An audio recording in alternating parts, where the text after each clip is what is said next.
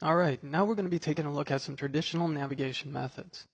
Now, as mentioned in the Around the World tour, these tools are located in the lower right hand corner of your screen.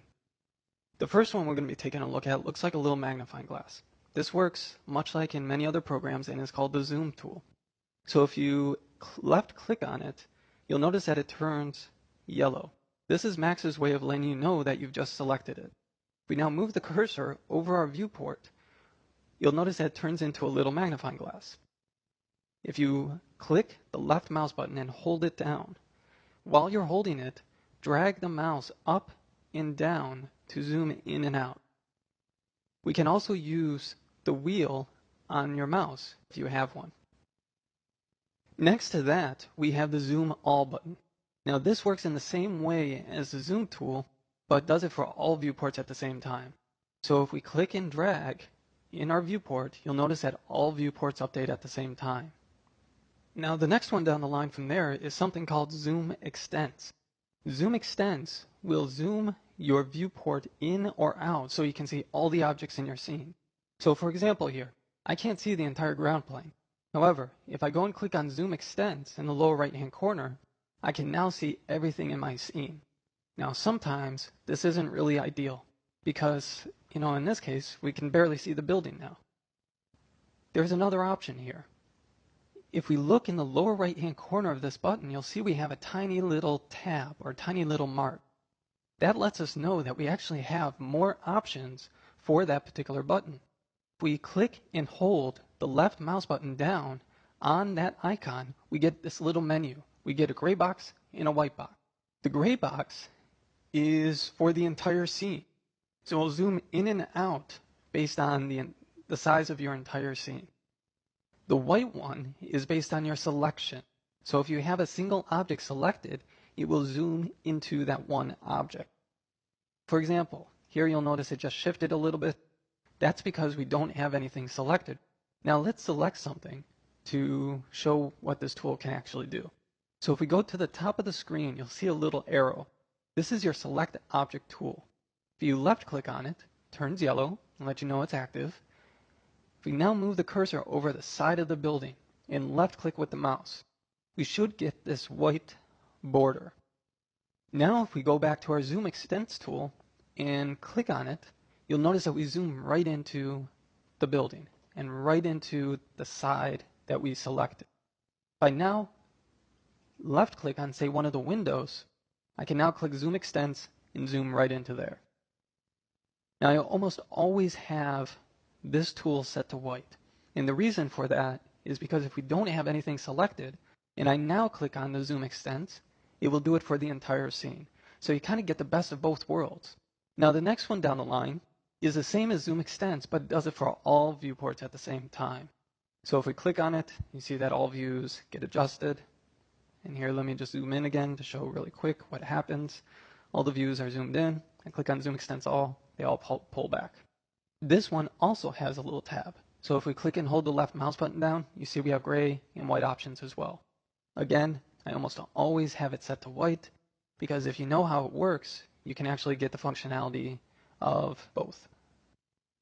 So here we select one object and then we click on it and it fills all 4 viewports. Now the next one that we're going to be taking a look at is called the Maximize Viewport toggle. It is right underneath the Zoom Extents All button. Now what this will do is it'll take your current viewport, or the viewport with the yellow border around it, and have it fill the entire screen. So if we click on that once, you'll notice that it took our current viewport and had it fill the screen. Now if we click on it again, it'll take us right back. Now if you like, you can actually do this through a hotkey, Alt-W. So we can keep on pressing Alt-W to jump back and forth. Now as already mentioned, the Zoom tool can be used with the mouse wheel. The Zoom Extents can actually be used with the Z key on the keyboard. And now we have the Maximize tool, or the Maximize Viewport option, which can be done with Alt-W.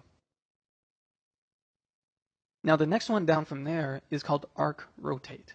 Now I highly recommend that you're actually in perspective view when using Arc Rotate, especially at the beginning, because if you use it in one of these orthographic views, meaning the front, top, or left view, it can get a little jarring and a little bit weird, a little bit confusing when you're first getting started with this stuff. So let's make sure we're in the perspective viewport by left-clicking in it. And we now activate the Arc Rotate button.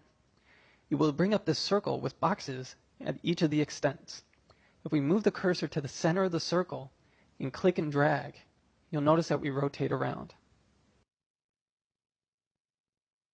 If we move the cursor over one of the boxes and click and drag, we can only rotate in that particular direction. Same holds true for the other set of boxes. Now, if we click and drag outside of the circle, we roll our camera.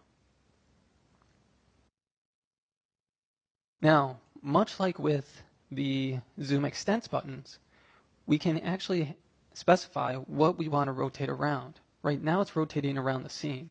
So say, for example, I end up using my zoom tool to get in a little bit closer here. And I start to rotate around.